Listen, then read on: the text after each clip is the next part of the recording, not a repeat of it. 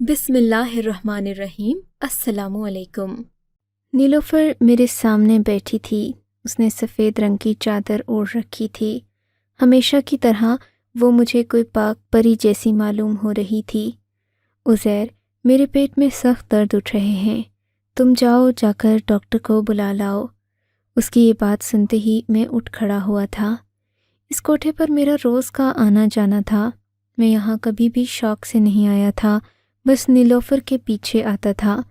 نیلوفر بلا کی خوبصورت تھی، اگرچہ اس کی عمر 35 سے کم تھی، مگر وہ بہت زیادہ حسین اور نوعمر لگتی تھی۔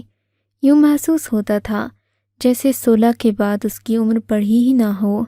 چہرے پر بے انتہا معصومیت، لیکن بیچاری کا نصیب پھوٹا تھا۔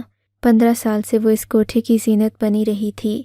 اس نے بہت سارے رقص کیے، لوگوں کے دلوں کو لبھایا، ان کے دلوں پر راج کیا۔ نیلوفر کی خوبصورتی کے قصے دور دور تک مشہور تھے۔ جو بھی اسے دیکھتا اس کا دیوانہ ہو جاتا، پھر اس کے رقص پر ہزاروں روپے لٹاتا تھا۔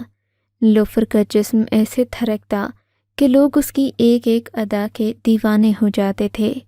وہ خوبصورتی کا مجسمہ تھی۔ کہتے ہیں کہ طوائف کے جسم تک رسائی حاصل کرنا آسان، پر دل تک پہنچنا بہت مشکل ہوتا ہے، جبکہ ایک عام عورت کے معاملے میں ایسا نہیں ہوتا۔ وہاں دل تک رسائی پہلے ہوتی ہے اور جسم کے ساتھ رسائی بعد میں۔ پر نیلوفر کا معاملہ کچھ اور تھا۔ وہ بہت سارے لوگوں کے سامنے ناچتی تھرکتی پھرتی، پر اپنا دل کسی کو نہیں دیتی تھی۔ زندگی میں آج تک اس نے کسی مرد کے بارے میں نہیں سوچا تھا۔ اسی وجہ سے اس کی زندگی خوبصورتی سے بھرپور تھی۔ ہر مرد اس کی توجہ جیتنے کی کوشش کرتا، مگر وہ کسی کے ہاتھ نہ آتی تھی۔ کچھ عرصہ گزرا تھا، نیلوفر کی خوبصورتی ڈھلنے کا نام نہیں لے رہی تھی۔ اس کے دیوانے بڑھتے ہی جا رہے تھے کہ ایک دن نیلوفر بھی پگھل ہی گئی۔ اس بار جو اس کے کوٹھے میں آیا تھا وہ کوئی عام شخص نہیں تھا، ولایت سے پڑھ کر آنے والا ایک نواب کا بیٹا، نوابزادہ علی، جس نے زندگی بھر عورتوں کے دلوں سے کھیلا تھا۔ اس کے لیے ایک چھوٹے سے محلے کی طوائف کو اپنا دیوانہ بنانا کون سی مشکل بات تھی، وہ بھی جب اس کے دوستوں نے شرط رکھی کہ اگر تم نیلوفر کا دل جیت لو تو ہم تمہیں فلاں فلاں انعام دیں گے اور تمہاری مردانگی کی داد الگ دیں گے، ہم تو تمہیں اپنا گرو مان لیں گے۔ بس پھر کیا تھا، نوابزادہ علی تو جیسے ہواؤں میں اڑنے لگا۔ وہ ہر ممکن کوشش کر رہا تھا کہ کسی طرح نیلوفر کا دل جیت لے تاکہ اپنے دوستوں میں معتبر ہو سکے۔ وہ تو اسے ایک کھیل سمجھ میں اسے اپنا دل دے چکی تھی۔ دن رات اس کے ساتھ بنا کسی معاوضے کے بتانے لگی۔ اب اس کے دوست بھی اس بات پر حیران تھے کہ نیلوفر، جو عام خاص آدمی کے ہاتھ نہیں آتی، کیسے نوابزادے علی کے ساتھ بنا کسی معاوضے کے دن رات رہتی تھی۔ جبکہ مجھے تو اس شخص پر افسوس ہو رہا ہے جو اتنے عظیم نام کا بھرم نہ رکھ سکا، اور اس نے ایک عورت کا نہ صرف دل توڑا بلکہ خود بھی گناہ کا مرتکب ہوا۔ لیکن کبھی کبھی خاندانی لوگوں کے ظرف بھی بہت چھوٹے ہوتے ہیں۔ نوابزادہ علی نیلوفر کی کوکھ میں اپنی محبت یا عیاشی کی نشانی ڈال کر اس سے دور ہو گیا اور اپنے سارے وعدوں سے مکر گیا۔ نیلوفر بھی اپنے وعدے پر ڈٹی رہی۔ اس نے علی سے کہا کہ اگر تم مجھے اپناتے نہیں بھی تو بھی میں اس بچے کو دنیا میں آنے سے نہیں روکوں گی۔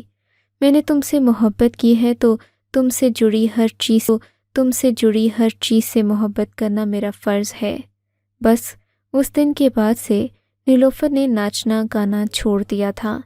میں اس کا پرانا قدردان تھا اور کوئی ایسا لوفر شخص نہیں تھا جو اس کا ناچ گانا دیکھنے آتا یا اس کے ساتھ وقت بتانا چاہتا۔ میں تو بس اس کی باتیں سننے اور اس سے چند خیالات کا اظہار کرنے آتا تھا۔ وہ بھی مجھے طوائفوں کے محلے کے بارے میں ایسی باتیں بتاتی جو کوئی عام شخص یا عام عورت نہیں بتا سکتی تھی۔ میں اکثر ہی نیلوفر کو معاوضہ طے کر دیتا اور پھر اس کے ساتھ گھنٹوں بیٹھ کر باتیں کیا کرتا۔ پہلے تو وہ میری اس عادت سے تنگ ہوتی تھی، مگر اب اسے بھی میری عادت ہو چکی تھی۔ مجھ سے باتیں کرنا اور سوالات کا جواب دینا اب اس کا مشغلہ بن گیا تھا۔ میں اس بات سے اچھی طرح واقف تھا کہ آج کل نیلوفر اس نوابزادے کی نشانی کو جنم دینے والی ہے۔ اسی وجہ سے میں آتے آتا اور اسے مختلف محبت بھری باتیں جو کہ بچے کے متعلق ہوتی کرتا رہتا تھا۔ نیلوفر اس بات سے بہت خوش ہوتی تھی۔ آج میں اس کے سامنے ہی بیٹھا تھا کہ اس نے مجھ سے کہا کہ اس کے پیٹ میں درد ہو رہا ہے۔ کوٹھے کی نائکا نیلوفر کے بچہ پیدا کرنے کے خیال سے بہت ناراض تھی۔ اس کا خیال تھا کہ نیلوفر کو اپنی جوانی اور جسم برباد نہیں کرنا چاہیے، محبت وغیرہ سب بیکار کے کھیل ہیں۔ پر نائکا اس بات سے بھی واقف تھی کہ اگر نیلوفر یہاں سے چلی گئی تو اس کے کوٹھے کی رونق مان پڑ جائے گی، اسی لیے وہ نیلوفر سے کوئی ایسی بدتمیزی والی بات بھی نہیں کرتی تھی کہ نیلوفر کا کوٹھا چھوڑ کر ہی چلی جائے۔ نیلوفر بھی کچھ حد تک مجبور تھی کیونکہ اس کے ماں باپ اب اس کے ساتھ نہیں تھے اور وہ یہاں رہنے پر مجبور تھی۔ آج جب میں نے نیلوفر کا درد دیکھا تو مجھ سے رہا نہیں گیا۔ نائکا اگرچہ اس کی مدد نہیں کر رہی تھی، پر میں تو انسانیت کے ناطے اس کی مدد کر سکتا تھا۔ میں فوراً باہر گیا۔ میں نے آٹو رکشہ پکڑا، رکشے پر بیٹھ کر ہسپتال پہنچا۔ لیڈی ڈاکٹر کو ڈھونڈا مگر آج کوئی بھی گائنیکولوجسٹ ہسپتال میں نہیں تھی۔ میں سخت پریشانی میں آ گیا تھا۔ میں اسے یہاں بھی نہیں لا سکتا تھا کیونکہ نائکا اسے کوٹھے سے باہر بھی نہیں نکلنے دیتی تھی۔ اسے ڈر تھا کہ اگر میں نیلوفر کو لے کر کوٹھے سے باہر چلا گیا تو کیا پتہ اسے واپس نہ لے کر آؤں۔ اسے اپنے بھی تحفظات تھے، اسی لیے وہ نیلوفر کو باہر قدم رکھنے نہیں دیتی تھی۔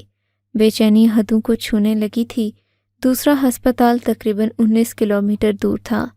وہاں سے جا کر لیڈی ڈاکٹر کو بلانا اور پھر کوٹھے تک لے کر جانا ایک بڑی ہی چیلنج والی بات تھی کیونکہ کوئی بھی لیڈی ڈاکٹر ایسی جگہ پر جانا پسند نہیں کرے گی۔ میں ہسپتال کی راہداری میں بیٹھ کر سوچنے لگا کہ میں کیا کروں۔ تبھی ایک سویپر وہاں سے گزرا۔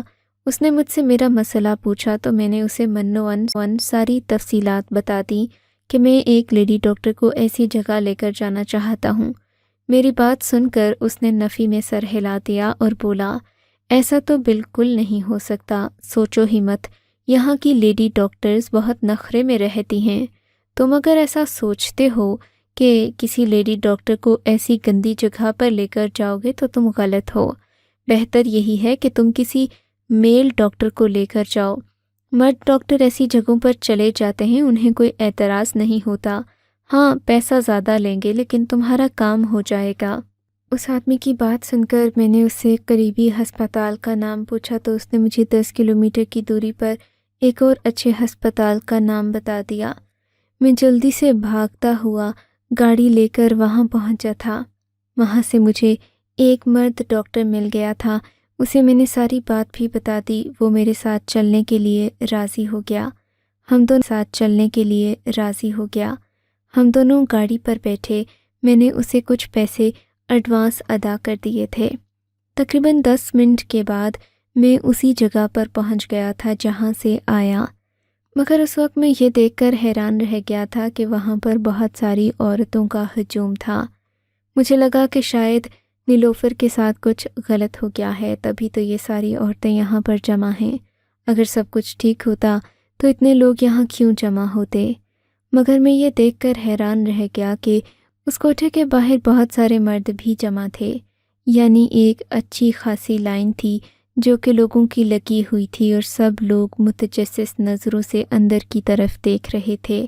میں نے سوچا کہ شاید یہ لوگ اس عورت کو گالیاں دے رہے ہوں گے یا پھر اسے برا بھلا کہہ رہے ہوں گے۔ میں نے ایک سے پوچھا کہ یہاں پر اتنا زیادہ رش کیوں لگا ہے، کیا ہوا ہے؟ تو عورت کو بچہ ہوا ہے۔ مجھے تو سب لوگوں سے ایک ہی بات سننے کو ملی تھی۔ میرے ساتھ جو ڈاکٹر آیا تھا اسے میں نے بتا دیا کہ جس مقصد کے لیے تم آئے تھے وہ پورا ہو چکا ہے۔ میرے آنے سے پہلے ہی نیلوفر بچے کو جنم دے چکی تھی، مگر ایک بچے کے جنم دینے پر اتنے سارے لوگ وہاں کیوں جمع تھے، یہ بات میری سمجھ سے باہر تھی۔ بہرحال مجھے ڈاکٹر صاحب کو واپس بھی بھیجنا تھا۔ میں نے جلدی سے ایک اور گاڑی ڈھونڈی اور انہیں بھیج دیا کیونکہ میں انہیں گاڑی سے اتار کر اس جگہ تک لے آیا تھا اور وہ بھی بہت زیادہ جلدی میں تھے۔ لیکن اب یہاں پر رش دیکھا، وجہ پوچھی تو پھر مجھے انہیں واپس بھیجنا پڑا۔ اب تو مجھے بھی تجسس ہو رہا تھا، اگرچہ نیلم کے بچے سے میرا کوئی لینا دینا نہیں تھا، مگر اس کے باوجود بھی مجھے تجسس تھا کہ آخر ایسا کیا ہو گیا کہ گلی کے آس پاس بھی لوگ جمع ہیں؟ ایسا کیا ہوا ہے؟ یہاں لوگ کیوں کھڑے ہیں؟ میں نے ایک دروازے سے لٹک لٹک کر اندر دیکھ رہا تھا۔ اس نے بڑے ہی حیرت زدہ لہجے میں کہا کہ یہاں پر کوئی معجزہ ہوا ہے۔ میں بھی وہی معجزہ دیکھنے آیا ہوں۔ معجزہ؟ مگر کس قسم کا معجزہ؟ نیلوفر نے تو بس ایک بچہ پیدا کیا ہے، اس میں معجزے کی کیا بات ہے؟ اصل بات تو جی مجھے بھی نہیں پتا، بس لوگ ایک ایک کر کے یہاں جمع ہوئے اور میں بھی لوگوں کے پیچھے آ کر کھڑا ہو گیا۔ ابھی تک مجھے یہی پتا چلا ہے کہ یہاں پر کوئی ناچنے گانے والی عورت رہتی ہے جس کا نام نیلوفر ہے، اور اس نے بچہ جنم دیا ہے، تو بچے کے ساتھ کوئی معاملہ ہے جس کا مجھے خود نہیں پتا۔ میں تو بس یہاں یہ جاننے کے لیے آیا ہوں کہ اصل معاملہ کیا ہے۔ میں نے وہاں پر گل فروش سے کہا کہ مجھے اندر جانے دو، یہ لوگ مجھے اچھی طرح پہچانتے تھے۔ میں لوگوں کے ہجوم کو چیرتا ہوا اوپر چلا گیا۔ مجھے نیلوفر سے شرمندگی بھی محسوس ہو رہی تھی کیونکہ میں اس کے لیے ڈاکٹر لینے گیا تھا مگر واپس خالی ہاتھ آیا تھا۔ میں نے دیکھا اس کے کمرے کے باہر بھی کافی ساری عورتیں تھیں۔ آج تو ان عورتوں کا حلیہ دیکھ کر میں حیران ہی رہ گیا تھا۔ نیلوفر کے کمرے کے باہر جو عورتیں کھڑی تھیں ان کے سروں پر دوپٹے تھے، حالانکہ اس سے پہلے میں جب بھی یہاں آتا تھا وہ بے باک یا نیم برہنہ کپڑوں میں ہوتی تھیں۔ انہیں اس بات کی کوئی شرم نہیں تھی کہ کوئی انہیں کس نظر سے دیکھ رہا ہے، ان کا کام ہی اپنا جسم بیچنا ہوتا تھا۔ لیکن آج تو ان سب کے حلیے ہی مختلف تھے، سب نے مختصر لیکن اپنے سر پر چادر ضرور رکھی ہوئی تھی۔ آج تو ایسا لگ رہا تھا کہ میں ایک الگ ہی دنیا میں آ گیا ہوں۔ میں نے ان سے کچھ نہیں کہا، یہ مجھے سب پہچاننے والی عورتیں تھیں۔ انہوں نے دروازے کے آگے جگہ چھوڑ دی۔ میں اندر داخل ہوا تو آگے نیلم بیٹھی تھی اور اس کے پہلو میں ایک خوبصورت بچہ۔ نیلم مجھے دیکھ کر مسکرائی تھی، اس کی آنکھوں میں پاکیزگی تھی، اس نے بھی سر پر چادر اوڑھ رکھی تھی۔ اس نے اپنا بچہ میری طرف بڑھایا اور بولی، یہ لو، اس کے کان میں اذان دے دو، میں چاہتی ہوں میرے بچے کے کان میں پہلی آواز اذان کی جائے۔ نیلوفر نے مسکراتے ہوئے بچہ مجھے پکڑا دیا، پر میں تو ابھی تک متجسس تھا کہ آخر ایسا کیا معجزہ ہوا۔ اس وقت میں نیلوفر سے پوچھ نہیں سکتا تھا کیونکہ مجھے ڈاکٹر نہ لانے کا احساس جرم الگ ستا رہا تھا۔ میں نے اس سے بنا کوئی سوال کیے بچے کے کان میں اذان دے دی۔ نیلم کی آنکھوں میں آنسو تھے اور وہ اللہ کا بار بار شکر ادا کر رہی تھی۔ جیسے ہی میں نے اذان دی تو باہر کھڑی عورتیں بھی سبحان اللہ، اللہ اکبر کا ورد کرنے لگیں۔ مجھے بہت اچھا لگ رہا تھا، لیکن ابھی تک یہ بات میری سمجھ سے باہر تھی کہ سب لوگ نیلوفر کے بچے کو اتنی مقدس ہستی کیوں سمجھ رہے ہیں؟ ایسا بھی کیا ہو گیا ہے؟ اس وقت مجھے ایک ضروری فون آ گیا تو مجھے کہیں جانا پڑ گیا تھا، لیکن یہ سوال میرے ذہن میں اگلے ہفتے تک اٹکا رہا تھا۔ میں مسلسل نیلوفر کے بارے میں ہی سوچتا اور یہی خیال میرے ذہن میں ہر بار آتا کہ آخر اس دن اس کے بچے کے ساتھ کیا ہوا تھا جو گلی کے سب لوگ وہاں اکٹھے ہو گئے تھے۔ میں نے سوچا کہ میں کسی دن فارغ وقت میں نیلوفر کے پاس جاؤں گا اور اس سے یہ بات پوچھوں گا کہ وہ مجھے اپنی ساری کہانی بھی سنائے اور ساتھ ہی یہ بھی بتائے کہ اس دن ہوا کیا تھا۔ میں اس وقت تک نیلوفر کو ایک عام طوائف ہی سمجھتا تھا۔ اس دن میں مگر جب اس کے کوٹھے پر گیا تو پتہ چلا کہ نیلوفر یہاں سے رخصت ہو چکی ہے۔ اس کا کہیں بھی اتا پتہ نہیں تھا۔ میں حیران ہو گیا کہ نیلوفر یہاں سے کیسے جا سکتی ہے جبکہ نائکا اسے اپنے کوٹھے کی رونق اور زینت سمجھتی تھی۔ میں نے نائکا سے پوچھا۔ اس نے منہ بناتے ہوئے کہا کہ نیلوفر کو نوابزادہ علی بیاہ کر لے گیا ہے، وہ اسے پھر سے چکمہ دے کر بیاہنے لے گیا ہے۔ مجھے نہیں لگتا کہ وہ اس سے شادی کرے گا، بس وقتی ابھار ہے، دیکھ لینا وہ واپس پلٹ کر یہیں آئے گی۔ میں نے اسے پہلے بھی سمجھایا تھا کہ میرے اس گھر کو چھوڑ کر مت جاؤ، لیکن اسے نوابزادہ علی کی محبت نے بری طرح سے اپنے شکنجے میں جکڑ لیا تھا۔ اب تم دیکھ لینا اس کے ساتھ کیا ہوتا ہے۔ اچھا مجھے یہ تو بتا دیں کہ اس دن نیلوفر کے بچے کے ساتھ ایسا کیا معجزہ ہوا کہ سب محلے والے اکٹھے ہو گئے تھے؟ ارے بیٹا مجھے تو نہیں پتا، تم جا کر یہ باتیں اسی سے پوچھ لو۔ وہ یہ باتیں کر کے اندر چلی گئی تھی جبکہ میرے ذہن میں کئی سارے سوالات تھے۔ اب میں یہ بھی سوچنے پر مجبور ہو گیا تھا کہ نوابزادہ علی نے کیسے ایک طوائف کو اپنی بیوی کے طور پر قبول کیا، جبکہ نوابوں کے خاندان میں اس بات کو بہت برا سمجھا جاتا ہے کہ ان کی بہو خاندانی نہ ہو تو پھر ایک طوائف ہونا تو بہت دور کی بات تھی۔ نواب لوگ اپنے خاندانی اقدار پر کبھی بھی سمجھوتا نہیں کرتے کیونکہ انہیں اپنے خاندان پر بہت ناز ہوتا ہے۔ بہرحال جب میں نے نوابزادہ علی کی حویلی دیکھی تو میرے چکے چھوٹ گئے تھے۔ وہ حویلی کیا ایک شیش محل تھا جس میں بے شمار کمرے تھے جو میری گنتی میں بھی نہیں آ رہے تھے۔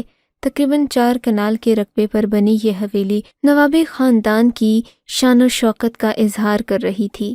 میں وہاں پر جا کر تو نیلوفر سے ملنے رہا تھا، اسی لیے میں نے وہاں کے چوکیدار سے دوستی کر لی۔ چوکیدار نیا نیا آیا تھا، ورنہ نوابوں کی حویلیوں کے پرانے ملازم بہت وفادار ہوتے ہیں۔ میں نے اسے اپنے بارے میں سب کچھ بتا دیا۔ اس نے کہا کہ نیلوفر میڈم کچھ ہی دیر میں اپنے چیک اپ کے لیے گاڑی میں نکلیں گی۔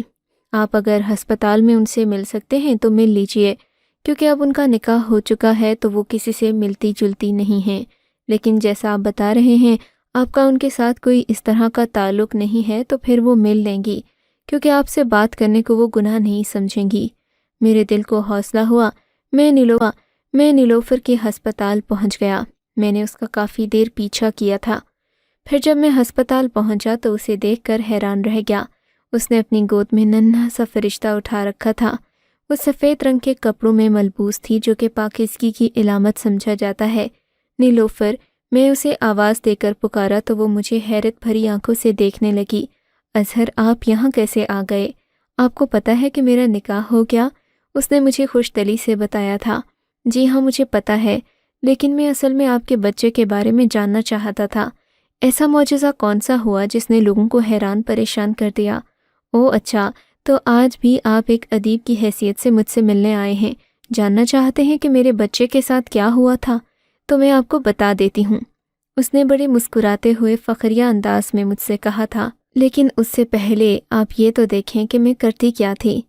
میں اگر دوسروں کو ایک پیغام دینا چاہوں تو کیا آپ اسے کہانی میں شامل کریں گے؟ کیوں نہیں، بالکل کروں گا۔ میں نے اپنا کاغذ پینسل نکالتے ہوئے اس سے کہا تھا۔ اظہر میاں، میری کہانی تو بہت پرانی ہے، میں شروع سے بالکل نہیں سناؤں گی کہ میں نوابزادہ صاحب سے کب ملی اور میں یہاں کیسے پہنچ جائے گی۔ یہ سب فضول باتیں ہیں جن کا ذکر کرنا دکھ کے سوا کچھ نہیں دیتا مجھے، اسی لیے میں صرف آپ کو وہ کہانی سناؤں گی جس میں دوسروں کی دلچسپی بھی ہو۔ میری کہانی کا آغاز نوابزادہ علی کے چھوڑنے کے بعد سے ہوتا ہے۔ اس نے مجھے اپنے جال میں پھانسا تھا اور میں بری طرح پھنس بھی گئی تھی۔ میرے لیے اب اس کی محبت سے نکلنا مشکل ہو چکا تھا۔ مجھے ایسا لگ رہا تھا کہ میں کبھی زندگی کی طرف نہیں لوٹ پاؤں گی۔ مایوسی نے مجھے چاروں طرف سے گھیر لیا تھا۔ پھر ایک دن مجھے احساس ہوا کہ میری زندگی بدلنے والی ہے۔ اب مجھے صرف اپنا ہی نہیں، اپنے بچے کا بھی خیال رکھنا ہوگا۔ بس اس دن سے میرے اندر ایک عجیب سی روح بیدار ہو گئی تھی۔ شاید یہ نوابزادے کی طرف سے تھا، کیونکہ میں تو اتنی نیک نہیں تھی، پر اس نیک روح کے میرے وجود میں آتے ہی مجھ میں بھی تبدیلیاں آنے لگیں۔ میرا دل دنیا کی طرف سے اچاٹ ہو گیا، میں اللہ کی طرف مائل ہونے لگی۔ میں نے ذکر و اذکار شروع کر دیے۔ میں نے ستارہ جہاں کو یہ نہیں بتایا کہ میرا دل بدل چکا ہے، نہ ہی میں نے اپنا حلیہ بدلا، نہ کسی پر اس بات کا اظہار کیا۔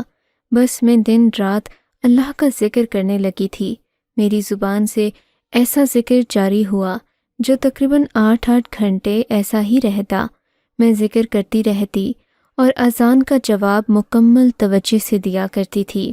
جب بھی اذان ہوتی تو میں اپنے سر پر چادر رکھ لیتی، حالانکہ ہمارے یہاں ماحول بڑا مختلف ہے، چادر اور چار دیواری کا تو تصور ہی نہیں، مگر میں ہر وقت چادر اوڑھتی اور اللہ کا ذکر کرتی۔ یوں ہی کرتے کب میرے بچے کی پیدائش کا وقت آن پہنچا مجھے پتہ ہی نہیں چلا۔ میں نے اللہ سے دل ہی دل میں بہت ساری باتیں اور وعدے کیے تھے کہ اپنا بچہ پیدا ہونے کے بعد میں ہمیشہ کے لیے اپنی اس زندگی کو خیر آباد کہہ دوں گی، کبھی کسی غیر آدمی سے نہیں ملوں گی۔ اور پھر ایسا ہوا جو میں نے سوچا بھی نہیں تھا۔ آس پاس کے لوگ کیوں جمع ہو گئے یہ تو مجھے نہیں پتا، لیکن مجھے لڑکیوں نے یہی کہا ہے کہ تمہارے بچے نے پیدا ہوتے ہی ذکر کرنا شروع کر دیا۔ اس کی زبان سے وہی ذکر جاری ہوا جو میں 7-8 مہینے کرتی آئی تھی۔ مجھے تو اپنے کانوں پر یقین نہیں آیا تھا، لیکن ہاں، ایک آواز میں نے بھی سنی تھی اور یوں لگتا تھا یہ کسی بچے کی نہیں، کسی بڑے آدمی کی آواز ہے، کیونکہ آواز بہت گونجدار اور بھاری تھی۔ چھوٹے بچے کی آواز ایسی نہیں ہوتی۔ مجھے اپنے وہ دن یاد آنے لگے جب میں نے مسلسل اللہ کا ذکر کرتے ہوئے کئی گھنٹے گزارے تھے۔ مجھے کھانے پینے کا بھی ہوش نہیں رہتا تھا۔ میں مایوس ہو چکی تھی کہ میرا طرز زندگی مجھے اس سب کی اجازت نہیں دیتا، یا کم از کم لوگ مجھ پر یقین نہیں کریں گے۔ لیکن اللہ نے اپنے ذکر کا ایسا معجزہ لوگوں کو دکھایا کہ سب کو میری پاک دامنی اور میری زندگی کے بدل جانے، میرے دل کے بدل جانے پر یقین آ گیا۔ اڑتے اڑتے جب بات نوابزادہ علی تک پہنچی، اسے بھی حیرت کا ایک شدید جھٹکا لگا تھا، کیونکہ اس نے تو سوچا بھی نہیں تھا کہ میں اس قدر آگے تک چلی جاؤں گی۔ اس نے تو بس ایک محبت کا کھیل رچایا تھا، مگر سب لوگ جانتے تھے کہ یہ اولاد نوابزادہ علی کی ہے۔ میرا آج تک کسی سے ایسا کوئی تعلق رہا نہیں تھا کہ میں پہلے بھی بدنام ہوتی۔ ہاں، ناچنے گانے کی وجہ سے ضرور مشہور تھی، لوگ میرا رقص دیکھنے آتے تھے، لیکن نوابزادہ علی کو جب اس بات کی خبر ملی کہ اس کا بیٹا پیدا ہوا ہے تو اسے سخت احساس جرم ہوا۔ پہلے تو اس نے مجھے دھمکانے کی کوشش کی۔ جب میں نے بچہ اسے دینے سے انکار کر دیا تو اس نے مجھے اپنانے کی حامی بھر لی۔ اس کے والد صاحب اس سے بہت ناراض ہوئے تھے، مگر دور دور تک محلے میں پھیلی بچے والی خبر کی وجہ سے ان لوگوں نے بھی چپ سادھ لی تھی، کیونکہ میری پاک دامنی پر یقین تو ان کو بھی آ ہی چکا تھا۔ مجھے تو کبھی کبھی یقین نہیں آتا کہ میں کوٹھے سے اٹھ کر حویلی میں آ گئی ہوں۔ میں نے اپنے اللہ سے یہ دعا مانگی بھی نہیں تھی، اس نے بس اپنے ذکر سے یہ فضل مجھ پر کیا۔ میں اس کا جتنا شکر ادا کروں اتنا کم ہے۔ یہ کہہ کر نیلوفر رونے لگی اور میں سوچنے لگا کہ اگر انسان کا دل مخلص ہو تو دعائیں بن مانگے بھی قبول ہو جاتی ہیں، لیکن اگر دل میں میل ہو تو سجدے میں سر ٹکرانے سے بھی کچھ نہیں ہوتا۔ آپ کو اگر یہ کہانی اچھی لگی ہے تو اس ویڈیو کو لائک کیجیے، اور اس طرح کی مزید کہانیاں سننے کے لیے ہمارے چینل کو ضرور سبسکرائب کیجیے۔ کہانی سننے کا شکریہ۔ آپ سے ملاقات ہوگی اگلی ویڈیو میں، تب تک کے لیے اللہ حافظ۔